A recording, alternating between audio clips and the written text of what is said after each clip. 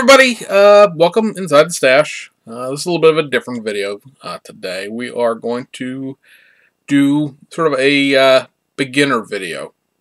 When I originally founded this channel, way back in the past, because this channel has existed probably for 2 to 3 years beyond the beginning of the Stash Report and the channel, as it exists today, it was a channel that was going to be called Simple Skills for Basic Modeling. Basically, it was going to sort of cover the basic skills to do modeling.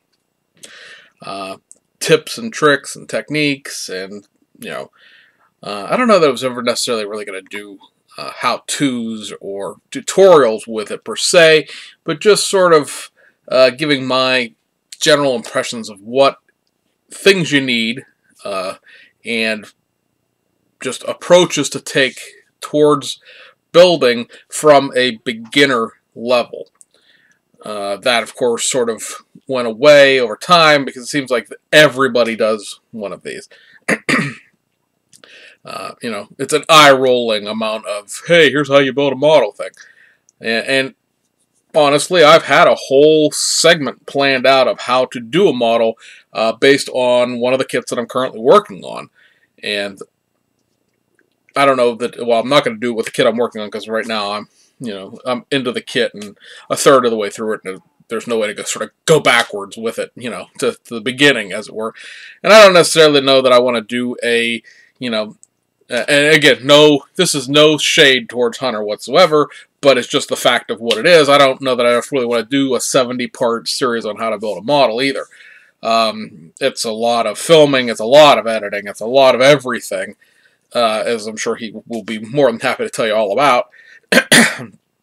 But I did want to cover in this video sort of my basic build philosophy, as well as the things I think you need as a beginning modeler. If you're watching this as a new modeler, whether you're an adult or a teenager, I don't want to say child necessarily, but because, I started building when I was 8, but I don't know how many people really would, be starting that young these days. It's a little bit harder to find model kits in 2018 than it was in 1986. 1986, we still had them at Hills and Kmart. There's Hills, Ames, Woolworth. There's some stores that a lot of you folks that aren't my age have never even heard of. But Kmart, KB Toys, Toys R Us, Children's Palace, which is also another chain of toy stores out on the West Coast, but not here on the East Coast. We got them as Children's Palace. You could go anywhere. One of the hobby shops we have here in town. It's about 20 miles that way, or 20 minutes that way, I should say. Actually was in the back of a pharmacy in another town, another 5 miles away from that. The pharmacist has since moved it into town, then he retired, and now new people own it, blah, blah, blah. Not interesting to the story, but, legitimately anywhere. So, again, I don't know how young people are getting into the hobby. Not so much how they get into the hobby, but I don't know how young they are when they get into the hobby. So, like I said, regardless of whether or not you're a starting adult, a starting junior, a starting senior, because that's two different things in IPMS judging. It's like below 14 and 14 to 18. Or you're just coming back into the hobby and you have none of the stuff anymore. It's just, you had it all at one point in time. A lot of us will tell you the stories of how we began in this hobby. We had a whole video run of that this summer. Remember, we had how we got into the hobby and stashes and all that stuff. I never really did a stash video. One of these days, when I get everything done, I will do one of those. But I'm going to film it on my phone. There's just too much to look at stationary. This is some of the stuff that I think you need going in to your first serious model kit. And by that I mean it's not a snap tight, it's not something you're not going to paint, it's not something that you're just, whaling at, molded in plastic, that kind of thing. This is your first, going to sit down and build myself a model kit that I actually want to look semi-decent when I'm done with. So there's, a category, you could categorize all this sort of stuff into different, like, oh, this is this and this and that. And I think I just have it all sort of strewn out here in front of me, and I'm going to try to go through it as sensical to me. The things that I would think. And of course, I start talking now, I can't stop coughing. Because, why not? So, I apologize for the drinking that'll be necessary here, but it's dry around here. With our weather, it's been, we're in the middle of winter here in Pennsylvania, and as a natural constitute of that, everything dries out.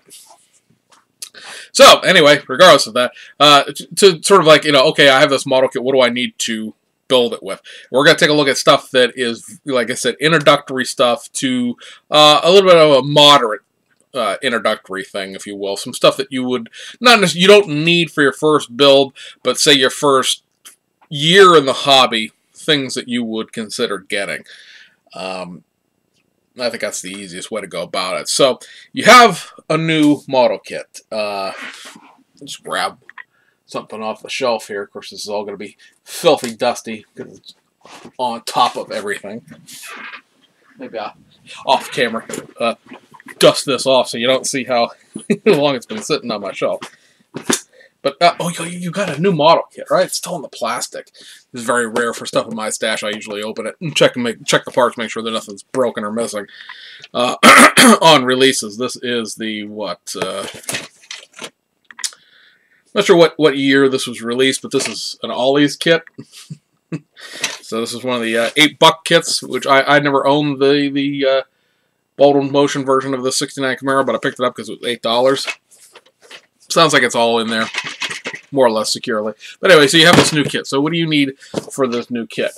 Well, you need paint, you need glue, you need stuff to cut it off with, and things like that. So let's take a quick tour of things that you need. First up, you need your X-Acto knife. Now, pardon the horrible blade on this, because this is sort of my X-Acto knife that gets used for a lot of bad things. You can, if you don't already have one, pick up a X-Acto handle. This is a Hobbico. I'm not really sure how I got this Hobbico knife in the first place, but you can pick up the handle and usually a starter pack of blades at Walmart. So I want to also cater this a little bit towards people that don't have hobby shops. Right? So you pick up the handle and a starter pack of blades at Walmart. The blades themselves are you're going to go through them like crazy. Especially once you start getting into more advanced things like bare metal foil and things like that. Because bare metal foil, you always need like the sharpest blade you ever have, and it quickly dulls the blade cutting through foil, obviously. Don't pitch the blades. Obviously, you can hang on to them for a while. This is more of a generalized scut duty blade. Sounds like I've got children. Okay, so children showed up. That's always the great part, where you sit around and you think about, I should film a video all day, and then they appear as soon as you begin to talk. It's like they come out of the woodwork. But where we were at was the not pitching your blades. More than likely, you will snap the point, the very tippy top point off of these without even trying. But don't throw away the blades, because like I said, they're perfectly good for scut work, scraping chrome off of places you're going to glue. I know that's a subject that some people do and some people don't, or scraping the paint off or not. Again, that's all a matter of opinion. I personally don't scrape paint off, but I will scrape chrome sometimes. A lot of times I dechrome stuff anyway, so it's sort of irrelevant. But like I said, if it starts dulling on you, just, they usually sell them to you in packages that look like this, where they're, a little disposable plastic thing. Save the plastic thing off of a couple of them, and then you can start, right on here, bad or dull or whatever, because you never want to use a dull blade for bare metal foil. You never want to use a dull blade when you're cutting masking tape, when you're trying to mask very precise lines. But I mean, you could cut something off of a parts runner with this, dull blade. You can certainly cut the attachment point from the parts runner with this dull blade. You don't need, to have surgical precision all of the time. So don't pitch your blades. You can get a couple more weeks worth of use out of one of them. Eventually, they're just going to be completely and totally dull, and then get rid of them. Walmart will also sell you refills. I think they're like half a dozen blades. They're not exactly a fantastic price for that as far as what they cost. If you happen to have a Hobby Lobby near you, especially because I happened to be at ours the other day, they sell pretty much every single thing you could ever put into an X-Acto knife as far as blade goes, because I think there's like 18 or 20 different blade shapes and sizes that will fit into that handle. Number 11 is what we tend to use most often in the hobby. But there's certainly, like I said, a variety of different shapes and sizes. Some people use all of them. Some people don't use anything else. I don't personally have any other blade sizes other than 11 because I have other tools to use instead of a hobby knife for a lot of the other stuff that you would use other blade sizes for, as far as scraping and cutting and things like that. But yeah, it's totally available at Walmart. I think the handle with the blade is something like $5 or $6, and the refills are like $3 or $4 for 6, which is, like I said, isn't a great price. If you happen to not be afraid of the internet in terms of how you get your supplies, you can certainly go through like Amazon and get a gross of them for next to nothing. They usually come in like 50s or 100s or 200 counts. I mean, you can put yourself in the blades for a little while. Again, the more you build, the more you're going to dull them, and the more you're going to constantly need a new sharp one as you progress, because the more stuff you do, you start wanting to, like I said, bare metal foil things from the 50s, 60s. You'll want to mask off things when you're painting, not necessarily just two-tones on bodies, but just places where the piece needs 3 paint codes on it. A good example of this is sometimes shocks and struts will have a paint code where it attaches to the suspension, a paint code for the shock itself, a paint code for the coilover that the shock is surrounded by. And the easiest way to do that, other than getting a whole bunch of tiny little paintbrushes out and coloring lines all day long, of course, is to mask off the demarcation lines between the paint colors. It's a little harder to do that on a spiral spring ratchet, but you know what I'm saying. So, first up, go get yourself a hobby knife. Now, once you have your hobby knife, and I'm going to say this is almost an immediate requirement, especially if you happen to be at Hobby Lobby while you're buying your knife, is to buy a set of sprue cutters, or side cutters, as some people like to call these things. This is, I think, a pair made by Xuron. The Hobby Lobby sells this particular one.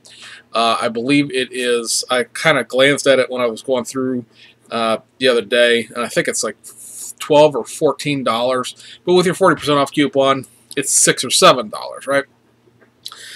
What this does is allows you to, instead of putting a lot of downward force on your hobby knife while you're trying to cut things off of parts runners, and that's what ends up blowing the tip off of these blades real fast and dulling them up real fast, is use these and just cut them off that way. This is a decent set as far as what you're going to be using basic wise. There are a number of side cutters available from different manufacturers and different brands that range from really cheap. There's a Testors one that's like looks like this, except it's like $5 base priced. Avoid that at all costs unless you really just don't have $7 to buy this with a 40% off coupon, because those the nipper blades in here are very soft metal, and you will ding and dent them all up just cutting parts off of sprues.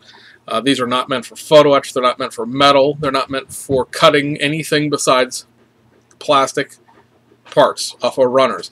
Not the runners themselves, but the plastic, the little tiny parts that attach your parts to the runner. Don't abuse these, and you'll get mileage out of them. Having those, you go through less blades because you're not using the hobby knife for all of the various and sundry cutting things that you use a knife for. So you got parts off of the runner. Paints we'll go over at the very end, because that's sort of a GM versus Chevy versus Mopar, or GM versus Chevy, GM versus Ford versus Mopar kind of argument. So the thing you would obviously need other than paints is glue. Most people will have a variety of glue on their workbench in terms of what types they use and what they use them for. A number of glues have a number of different purposes, and you'll run into people that will probably have at least a half a dozen, if not a dozen, different brands of glue, types of glue. You start talking about people who have a plethora of different types of super glues and things like that. And I need to shut off my speakers so that my text messages don't come clanging through like that. Whoops. Good production values, right? But I use, I'd say on a consistent basis, 4 different types of glue. Now, you can still get Tester's tube glue, like the stuff that comes in the orange tube that you remember from a kid, or you may never remember if you're a kid right now because you've never seen it before because it's a hobby shop only kind of item anymore. But there really isn't much use for that type of glue. I mean, it worked for when we were kids, but not a lot of use for it. So my basic assortment, or my basic runner of glue is Tester's liquid cement. I believe this is sold in the Model Masters line now. It's being like Model Masters liquid cement for plastic glue, for plastic models. Now what this is basically a very thinned out liquid version of the tube glue. It comes with a little needle adapter. That's not really a needle. I suppose there are probably bigger gauge needles for people who inject themselves with stuff, but it's an applicator. So long as you keep the cap on, it'll never go dry. They give you this little curly Q piece of metal. Don't lose that. A lot of people tell you the stories of losing that curly Q piece of metal and then getting this thing cocked full of glue and not being able to get it out. Basically, it's to ramrod down into that needle to clean it out. This stuff is like, I don't even know what it costs anymore. I do know that Hobby Lobby carries it because I happened to look the other day. This bottle, you'll see, is from 1994, legitimately from 1994. It says a lot about how fast I build. It says a lot about how many bottles of the stuff I had laying around. But it's still good. It still works. So don't think that if you have an old one of these laying around and it's not solid, you can't hear it. It's slosh, but I can. If it's still liquid and it still works, don't pitch it. It doesn't go bad. It just, keep it forever. And then for my other main styrene glue, as far as just trying to glue styrene to styrene in the sense of just gluing things together on a very basic level, is to me an extra thin cement. I think everybody who has any of this will recommend it. A lot of people only use this. I'm not one of those people because it tends to evaporate off very, very quickly. It is a glue where you better be ready to use it when you put it on there, or else it'll basically gas off. It evaporates off, gases off very, very quickly, and you'll be sticking 2 pieces of something together with effectively no glue in between. You can get this again at Hobby Lobby. I'm pretty sure you probably get this off of Amazon too. Without a doubt, you can get it off Amazon. Get it off eBay, things like that. This bottle will, a lot of people will have a supply of these. I know a guy who used to be in a forum or a group on Facebook I used to belong to, had 58 bottles of this stuff. I don't know why you would ever need that much, other than the fact, of course, it doesn't go bad. And a lot of people, at one point in time, when Tamiya pulled a lot of their paints off of the market to relabel them to, yay, California, started buying everything that Tamiya made in bulk because they figured they would never be able to get it again. Of course, that didn't happen, and now this won't go bad, but I don't know that you use 58 bottles of it either. This is also my fine detail glue, in the sense of trying to glue things on that are a very small pieces, because you'll have a lot more control over this glue than you will this stuff, because this is liquid, but it's still kind of a gel kind of thing, or seams. This stuff is real good for gluing together, like this exhaust piece here.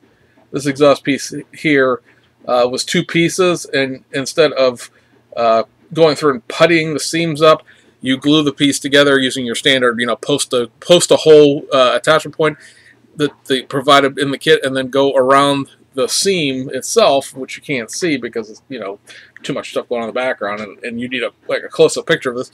But you just take this glue, because it has a paint, like a brush attached to it, and just basically paint the seam with the glue.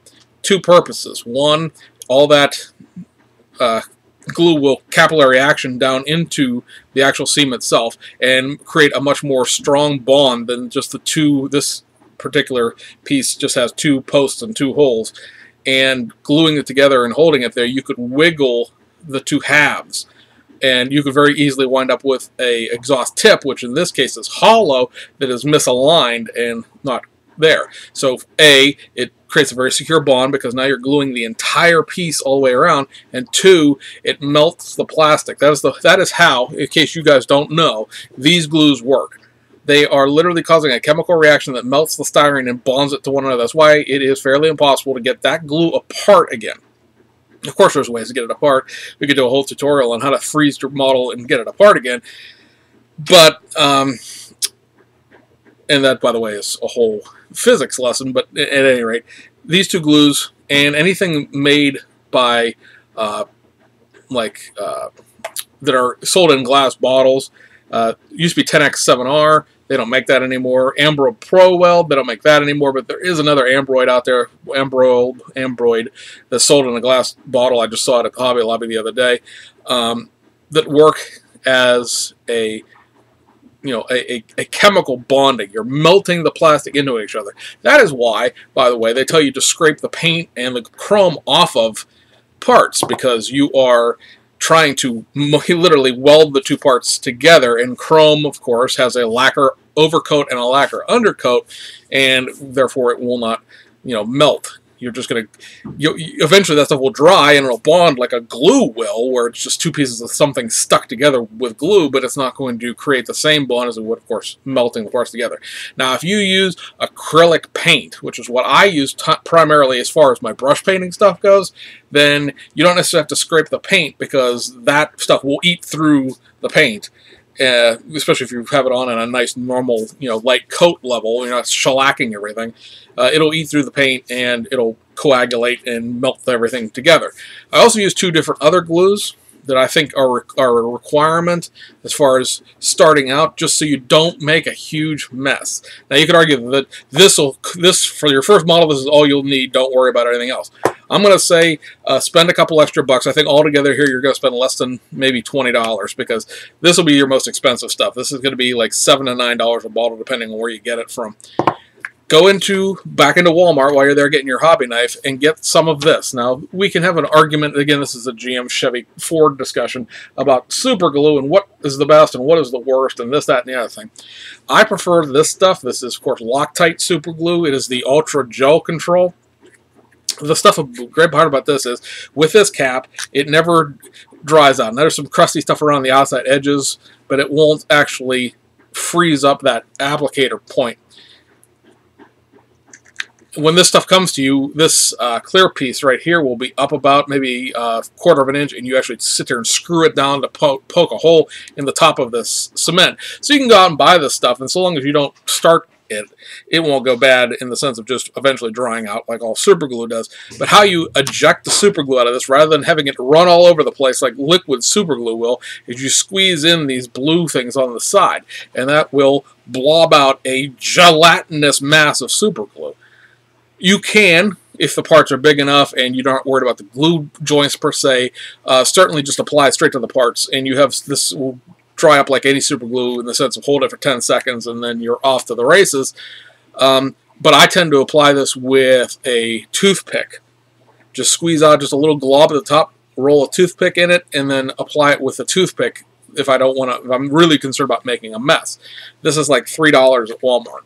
You can buy them in 2-packs. You can buy them in like 6-packs and stuff like that. But again, I go for the gel control because, again, I'm not a big fan of going, oh, hey, some super glue, blech, and you have a huge pool of it everywhere because it's in a liquid format, like this stuff is. You don't want glue that you're trying to control in a liquid format if you don't have an applicator for it like that.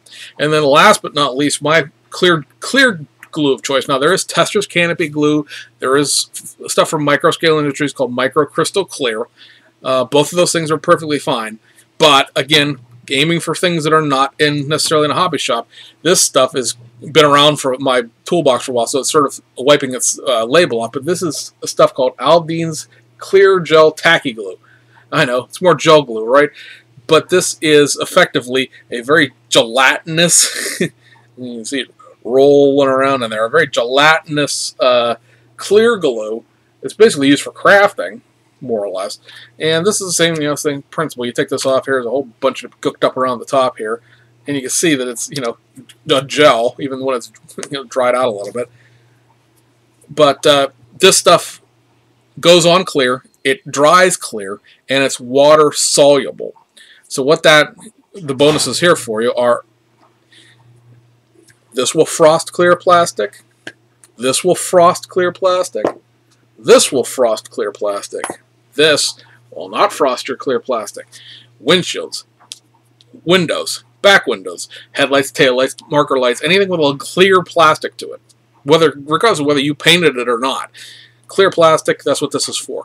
I've had a lot of people tell me, well, this stuff is, I don't like this stuff because it takes too long to dry. Why are you in a hurry? Putting your glass in, theoretically speaking, is one of the most, not delicate, but one of the most precise things you're trying to do with a model, because you're trying not to slop your glue everywhere. The best thing I can tell you with this stuff is, yeah, okay, it's not super glue. It's not you don't hold it for 7 seconds and then just, off to the races with the next thing. You gotta let this stuff set up for a couple hours. I'm not sure what their actual intended drying time is on here. It doesn't say. But as in the case of this, body that I have laying around here, when you glue in your plastic, get an old T-shirt, because you have this painted at that point. Get an old T-shirt, set it down on the T-shirt so you don't wreck the paint by scribbling it on your bench. Apply the glue where you need to in order to get the windows in, and then just let it sit upside down for a day or a couple hours at least, and let gravity do its job. If you don't set this thing right side up and have that glass stretching against the glue, it's not going to go anywhere. Just turn it upside down and leave it upside down. Now there's maybe things where you can't necessarily do that because, like a truck, you'd have exhaust sticking off the top and things like that. But glue in your glass before you need to. Don't wait till the last minute. Just because the instructions say to put it in the second step from the end doesn't mean you can't put it in before then, and then glue the mirrors and everything on the outside afterwards. With this being water soluble, if you soak it in warm water, the glue will debond. It'll re-liquefy, for lack of a better term, and you can then either A, if you happen to slop glue on something, just wipe the glue off with warm water, or B, soak the thing in water. It's not going to hurt the paint because it's water, and get the whole thing back out again. You super glue, you're not going to do that. You're going to break something. Regular glue, the same thing. You're going to melt the clear plastic into this, and again, you're going to get it out, but you may break the windshield, or if in a situation where you have a universal one piece in here, you may get part of this off and then bust a side window or something like that. Clear glue, this is like $3 at Walmart. Save yourself the heartache. And that, guys, is pretty much, like that basic thing. A couple other things while you're at Walmart. Pick up some sanding sticks, as it would be euphemistically called. Go into the ladies' cosmetic aisle. It'll be okay. Nobody's going to call you any bad names. And go into the nail care section, and you can pick up what are known as salon boards, which is what we call sanding sticks. Now, there are professionally made sanding sticks. Alpha Abrasives and various other companies make all sorts of abrasives. But for the beginning hobbyist who's just getting started, you can go into Walmart, you pick these things up. They come with two per package, and it'll take you a long time, unless you're a really prolific builder, to go through one of these, let alone both of them. They're like $2 for packages. They come in like 3 different kind of sanding grades in terms of like their grits. This is really, really hard. This is like a medium, and this is like a soft. They're two-sided, so each side is one grade higher than the other. They're very much like the Alpha Abrasive things if you watched Hunter's videos. Except they're obviously designed for women's nails, being that they're, a bigger piece. Now, of course, you want to solve this, go get yourself not your sprue cutters, not your hobby knife, but a pair of shears or something laying around your tool bench, and cut these up into smaller pieces. Because for $2, you can afford to do that. Then go grab one of these multi-sided sanding blocks. These are like $3. And this has, 1, 2, 3, 4 different sides. There's one, maybe one with like 7 different sides, but it's junk. It deattaches from the thing. This is a foam piece of block, so it will you know, very easily take care of corners and round edges and things like that where the emery boards are a little stiff for that. And this, again, I've had this and used it a lot for about a year now. It probably needs to be replaced about now. Some of it's starting to get a little fuzzy around the edges where the pieces meet together. But this has lasted a long time for like $3. I bought like this and another bigger one that, like I said, had 7 sanding grits attached to it at the same time. This has lasted me almost a year and a half. The other one fell apart 3 times after I used it. So if you see the multi piece that's about the size of an emery board, pass and go buy 2 of these instead. You're still at Walmart, right? Well, I told you need to, apply those with a toothpick. Okay, so great value toothpicks, 250 count. It's 88 cents. You will need at some point in time, either for applying decals or just cleaning messes, little messes up. Like you got a little bit of paint someplace you shouldn't have, go buy yourself a gross of cotton swabs. Again, they're like $1 at Walmart. A lot of people will tell you all sorts of fancy things about paint holders. Oh, you do this, you do that, you do the other thing for paint holders. Okay, I'm going to tell you how you make your own paint holders. Go back in the automotive section and get alligator test clips. These are $1.99 for, I guess there's 6 in here, right? Yep, there's 6. I had my hand over the number. There's 6 of these. Then go up, to, while you're getting food for your kids and your wife and whatever, get a 100-pack of bamboo skewers. These are 98 cents for 100 of these. You know what else you can use these for aside from stabbing your children and your small animals? Don't stab your small animals. You can use these obviously for stir sticks. You can use these for a whole variety of different things. You can of course chop them into pieces and make 400 of these if you really wanted to. But what I do is is because of how my area I use to dry these things off in, I just take the pointed end of the skewer and stick it into the bottom of the alligator clip. And now you have a spare set of hands, because, you just take the part and you stick it in the alligator clip hand, and now you can just do whatever you need to with this. And then when you're done, I have a little rack that I've sort of made out of old shelving that I just take these things in and I shove them in on an angle into that rack, and it dries. And then when I'm done, I just, come by and take it back out and whatever. Obviously, there's 3. I've made 3 of these, and I've never needed more than 3 at a time because I don't, I tend to build in stages rather than a lot of stuff at once. But, for, I said, these are like, I just looked at the receipt for these. I found the receipt for them the other day. These are $2 for 6 of them. So for like $10, you can get 12, or not 12 of them, but you could. Wow, that math really hurt, didn't it? You can get 5 packages of these and have 30 of them and still have 70 of these left over for various other uses. And of course, like I said, if you took these and you just cut them in half and stuck the alligator clips on the other end, well, then you'd have, this would be 6 out of 2, and you make 200 of them. Whatever your math needs to be. But again, very, very simple, very, very cheap. You're at Walmart. Go ahead and grab them. A couple other things I'm going to recommend.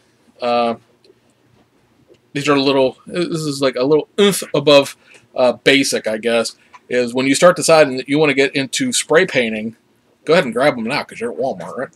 Is go get yourself, I use nitrile exam gloves because from being a volunteer firefighter, I like these gloves better than just the regular latex rubber gloves. I feel I have a better tactile feel through them. It just is, trained into me, basically. You 40 gloves, and they're like, I don't know, $3 or $4 for a package. I only put it on the hand that's going to be holding whatever I'm spray painting, not on both hands. So, there's 40 uses out of this box. And then, again, sort of a little more advanced is masking tape. Now, Tamiya makes a variety of fine masking tapes. I happen to have some. This stuff right here would be the curve tape, the stuff that you can lay in like an S format to do designs with. There's sort of a generalized, this isn't Tamiya tape, but another brand, but they make generalized masking tape. That's all fine and well for where you mask your lines at. But if you're going to do a 2-tone paint job on a car, you need more gooder or more amounts of tape. I've seen people use pretty much everything for masking tape. I have, as a rookie, used a bunch of different things for masking tape, other than masking tape. I've used packing tape. I've used Scotch tape. All that stuff sucks.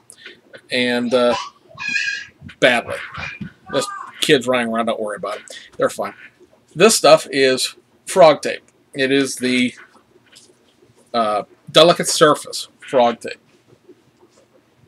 This is back in the painting aisle with the house paint at Walmart. I don't know what this costs. It's like $5 or $6, but it is 60 yards of it. So it's over half a football field in length.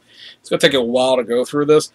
What I use this for is not necessarily my exact parting lines on things, but if you need to tape off larger sections, you're going to make your Tamiya tape for your actual line, because it's, it just has some qualities to it that this stuff doesn't as far as the edges go. Now, if you want to take this stuff, set it on a piece of glass with a brand new piece of hobby blade, and make your own edges away from the actual edge of this, then you can have like perfectly sharp edges like the Tamiya tape does. It's still not quite the same type of tape though. But the delicate surface, and that's the key, the delicate surface of this stuff is low tack, right? So you're going to take your Tamiya tape down on your two-tone line, and you're going to burnish that down really good because you want that to be as tight to the body as you can. That's where your paint's going to leak at, is on that divider line. And the more completely you have it burnished down, meaning you've rubbed it with the back of your hobby knife or a Q-tip or a some sort of something to give it a little bit, to really push it on there, then you can use this stuff to tape over the rest of the body. And you really just are, taping it down a couple places to sort of get it to adhere to itself, and that's it. And being low tack, it won't leave a tape residue, and you are not going to pull the paint or the primer back up with this stuff either. You don't need to burnish every single square inch of your mask down.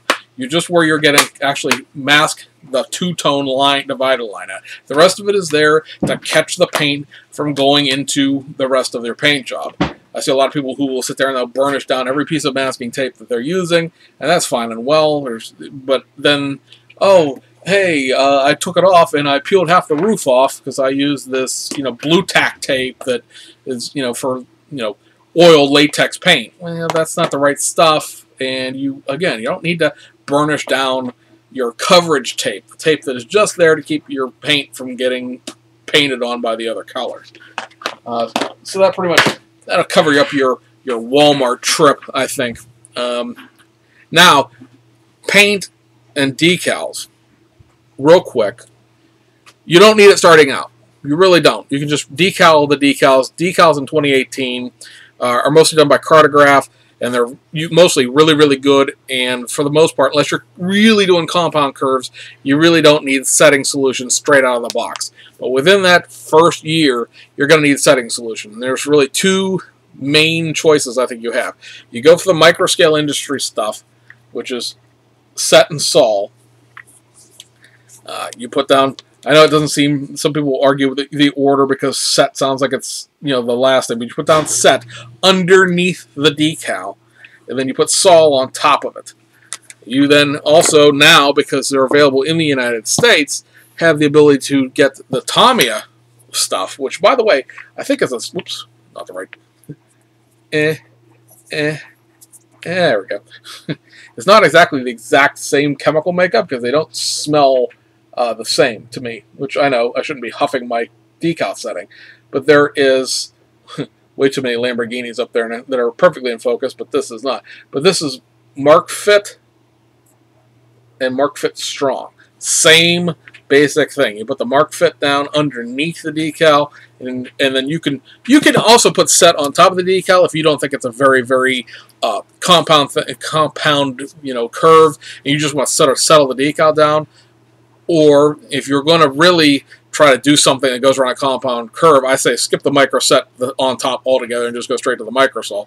Same sort of principle here. Mark Fit goes down, Mark Fit Strong goes on top. I have not tested these out yet to see how well they work, but I know enough people who have used them to say that they're at least comparable to Microsol and Microset. I got these because I use a lot of Japanese aftermarket decals, and I was having issues with water spots out of the Microsol. So I'm wondering if the chemical composition of the clear coat that is going on Japanese decals is slightly different, and maybe this will stop that from happening, or not. Another option for decal setting, and you're going to have to go to a hobby shop for this, is Walther's Solvaset. This is what is known as the iron sledgehammer. Basically, if you can't get the other combination of the other two, no matter which brand you use, this is sort of like the thing you come in with at the end to band hammer it from ever existing in a straight sense again. I have not found a decal yet that I can't do what I want to do with either Microsol Microset or, in theory, the Tamiya stuff. But this was $6 a long time ago. I think it's closer to $8 now. You're gonna, like I said, hobby shop, or you're gonna need to go through like Tower Hobbies or Model Roundup or something online. I'm sure you can probably get it through Amazon. But this is the bad mamma jamma. If you can't get it to go down with anything else, then you get this stuff out. But do not start touching your decal after this, because this really, really makes your decals incredibly soft, and you'll start tearing things all over the place. This is like the last straw when it isn't in place and you don't want to move it. You just want to settle it down. Alright, so paint. Paint is, again, a colossal Ford GM Mopar thing. There are some people that swear only by this brand. There are people that swear only by that brand. There are people that tell you that only enamels will work. There are people that tell you that they only use lacquer. There's people that tell you that they only use acrylic. Those people that tell you only use acrylic will also tell you that their acrylics are water-based when 90% of them are actually alcohol-based. Be that as it may, there are, for a beginning or returning hobbyist, for sake of your sanity and your paintbrushes, I recommend buying into one or the other of the acrylic lines of paint. Now, there are more than one, but ease of access and ease of purchasing, there really are two. Now, Vallejo makes acrylics, AK Interactive makes acrylics, Citadel makes acrylics, but you kind of need a place that does miniatures and figures and things like that to find those. Testers and Tamiya are your two big brands for your acrylics. I am not a terribly large fan of these Testers Acryl line, which is what this stuff is. If this stuff has labels on it anymore, old bottle's been rolling around, but this is their black wash and their Acryl line. So you get the idea of what the bottle looks like. Their acryls, a lot of their acryls to me seem like washes. For a long time I had their acryl steel, and it's a neat paint. I still have the bottle. It's a neat paint in the sense that you can very much take a base coat and tint the steel. It is very, very thin, and it is very, very resistant to coverage. If you want to take a white piece of plastic and paint it steel, you're going to need like 4 to 5 coats to get that to look decent. Anybody who watched our live stream the other day knew I went off on a whole tangent about showing bare plastic through metal colors.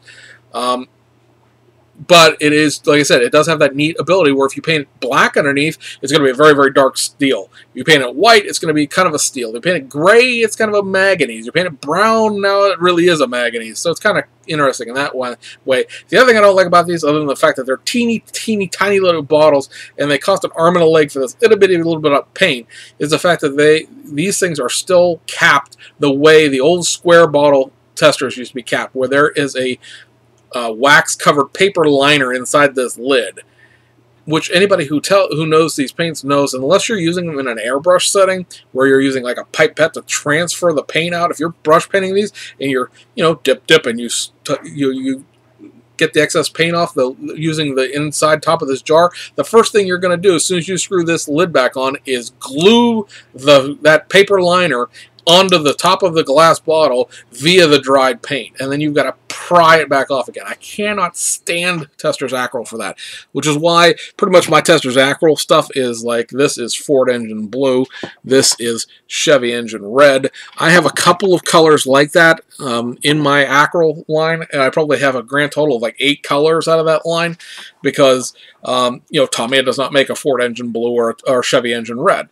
Their stuff is much more geared towards their models that they make, which don't involve Fords and Chevys for the most part.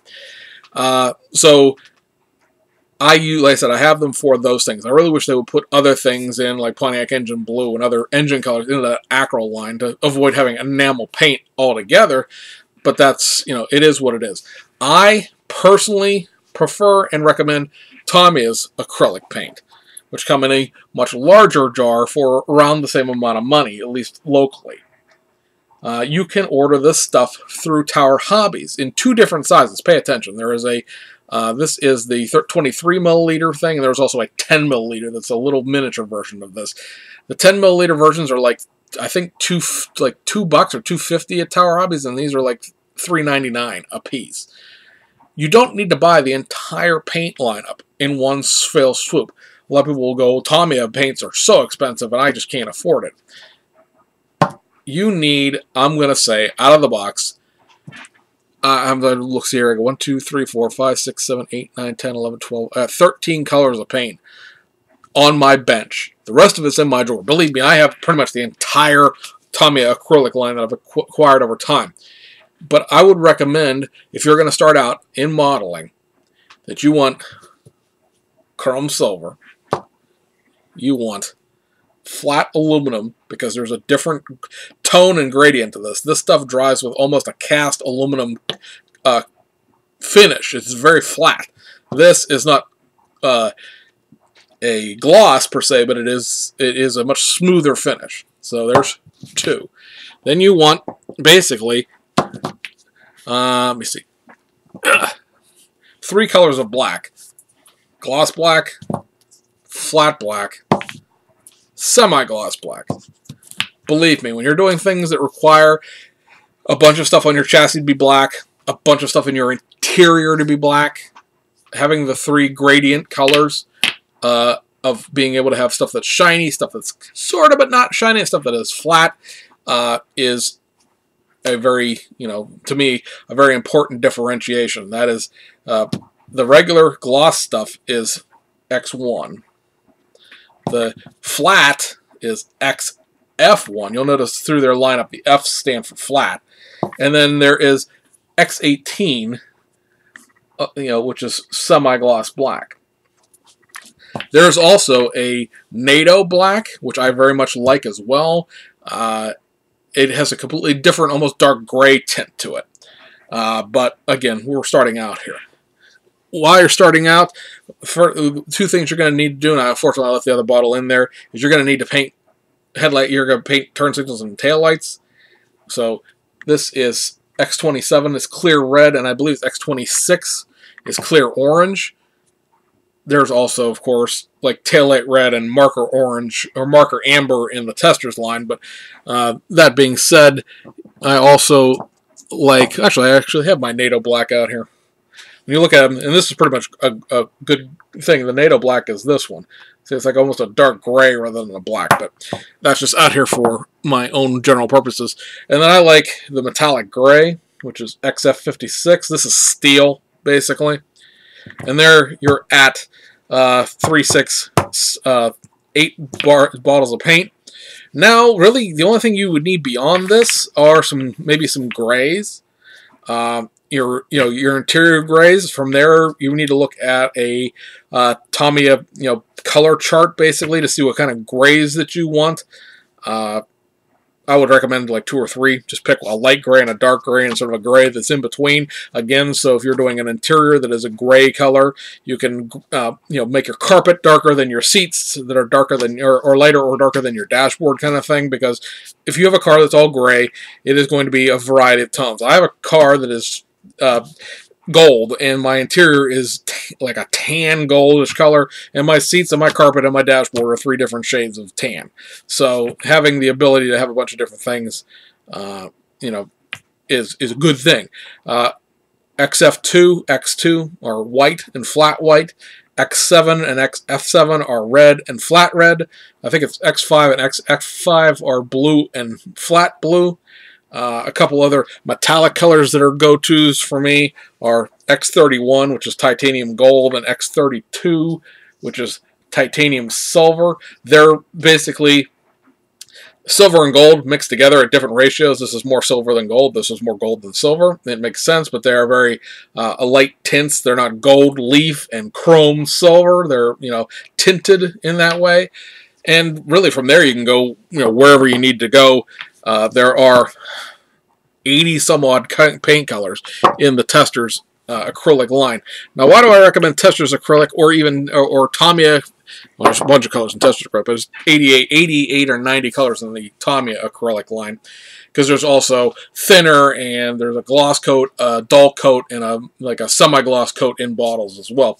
Why do I recommend acryl paints or acrylic paints? Because you know, not necessarily the best thing for the environment per se, but you can wash the paint brushes off with warm water. You know, dear EPA, please don't find me. Obviously, you know, if you're using enamel paint, you have to use a enamel paint thinner to clean your paint brushes. If you're using lacquer paint, you need to use a lacquer thinner to clean off your paint brushes. Acrylic paints, while both Testors and Tamiyas are alcohol-based, they will wash off with a sufficient amount of water. People will tell me, you can't do that. Well, you know, cute story, bro, but I've been doing it for the last 25 years, and this paintbrush right here is one that I've had for that entire 25 years. It is a number 5, or number 3 rather, Flocal brush. I don't think Flocal makes it anymore. This is a real Camel. Back when they used to make Flocal brushes in the United States, that's how old this is. But this paint brush is as good and as soft, and as this thing will form a nice, very thin line. I can almost detail paint with a number 3 brush. That's how well this brush will sculpt into a shape rather than just being big and bushy like this. And believe me, I've tried a bunch of different paintbrushes since then, trying to find a same size and, you know, quality, and I have yet to find one. But I've been, like I said, it's beat the heckin' back as far as the, you know, this being just different colors of paint, because I really don't care whether or not the handle has paint on it. It's up here that I care about. And I've used this paintbrush forever. As far as paint brushes go, I recommend investing in the paintbrushes. You may only buy 1 or 2 at a time. This is a Hobby Lobby purchase, by the way, so you can go get some good stuff for relatively cheap prices. A good example of a good brush at a cheap price would be this. I think, nope, that's an Atlas brush. Where'd my Winsor Newton go off to? Yeah, this is a Winsor Newton brush. This is a 000, which is a very, very, very, very thin and short brush. One of my detail brushes, along with this Atlas, I think this is a 5/0, which is, you know, a slightly bigger brush and a slightly longer brush. Which is a you know, you start going, well, the longer brush, you can get into a little bit narrower areas without worrying about bumping the ferrule off of things. You know, the brush length is about literally 100% longer. I have those two. I have this, which is another old Flocal brush. I'm not sure exactly what size this technically is. I think this might be just an 0. But this is another brush that's traveled with me for 25 years without ever going bad. It's Camel as well. And then I have, let's see, this is a Art Soft. I'm not sure what color, what size this technically is. I don't like this brush very much. It's a synthetic. Walmart will sell you a package of brushes that look like this. They're blue, and I don't know if they don't really have a brand name to them. I use this one a lot, even though it is a synthetic brush. It's like a number 1 or a number 2 size. Basically, the smaller the number is, the smaller the brush is, right? And then when you start getting into 0 and 000 and 000, and then numbers over 0, you're going smaller and smaller and smaller. The only difference between the numbers over 0 is how long the paintbrush is, the bristles themselves. But This is a workhorse paintbrush. I've had this one for 9 or 10 years, which is a really long time for a synthetic brush to last, but it works out pretty well. This is another one of my Atlas brushes. This is a 20-aught, which you can see is a very, again, very, very tiny, but slightly longer than the triple-aught brush. And let's see here. What is? There's my other Atlas. And this is the 10-aught. This was a package, basically, of these three that I picked up at Hobby Lobby. Now, these are, Chinese-made brushes, granted, but they are real hair. That is the key to me, is the fact that you want real hair brushes. Real hair brushes are going to cost you pretty much somewhere between $7 and $12 per paintbrush. Huh? I know. But, again, this is why we go and we shop at Hobby Lobby. Really, the only reason I shop at Hobby Lobby. Now, if you guys know, if you watch the channel enough, we have 9 hobby shops in the local area within an hour-and-a-half drive of my house. So I don't buy my model kits from Hobby Lobby. But I will support Hobby Lobby for things like paintbrushes, because paintbrushes are extremely expensive if you buy good quality paintbrushes. A lot of people say, well, it doesn't matter, this, that, or anything. If you are looking at something you brush painted and you see strokes of brushes through the middle of that, it's because you're using a very, very cheap quality paintbrush, and the brush part of the brush itself is clumping together as you paint. And that is, if you're using those $1.99 plastic brushes that come in the the testers, 8-pack of paints you used to be able to get at Walmart when they were selling models for that hot second, stop. You don't need to go in and drop $100 at one time. Go in, get a one-size real hair paintbrush. I would recommend like a 3, a 2, a 1, an aught, a double-aught, a triple-aught, and then start going down from there as your hobby, interest in the hobby grows and your skills in detail painting grows. Because in order to start painting like, the little knobs on dashboards and stuff like that, you need that tiny-ass little paintbrush for that. You're not taking that number 3 big old general-purpose brush and dotting things with it. You're just not. Even, the idea of like, well, I'll just paint with a toothpick. Guess what? The toothpick is sometimes just to load up enough paint to get it to just not absorb into the wood of the toothpick. You have a big blob of paint on the end of it that is bigger and more sloppy to deal with than the actual small paintbrush would be. So that's sort of where you're at. I think all in all, a couple of good paintbrushes. Let's say you pay you get 2 at price and 1 on the 40% off coupon. That's like $21. The glue is going to run you another like another $15. So you're at $40 there. The rest of everything else I talked about, as far as all of the little accessory pieces, are like $10, $15 for the sanding sticks and the toothpicks and all that other Walmart stuff. You could easily go into the hobby spending $75, $100, which, for some people is an outrageous amount of money, especially if you're like a teenager. Where are you going to get $100 from? Go mow some lawns. Go shovel some sidewalks. That's how I did my hobby when I was a kid. I mowed people's lawns. But beyond that fact, don't be intimidated by this.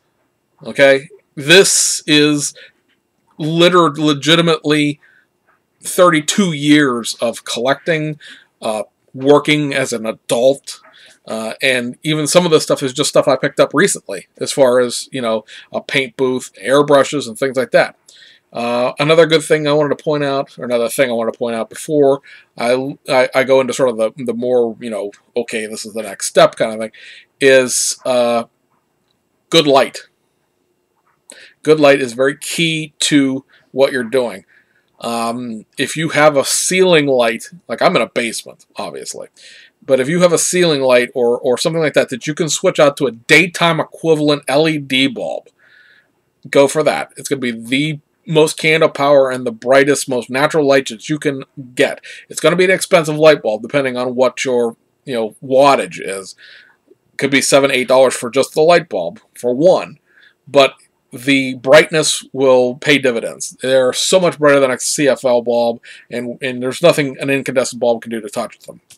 Even a daytime incandescent will not have the same candle power as a LED bulb will.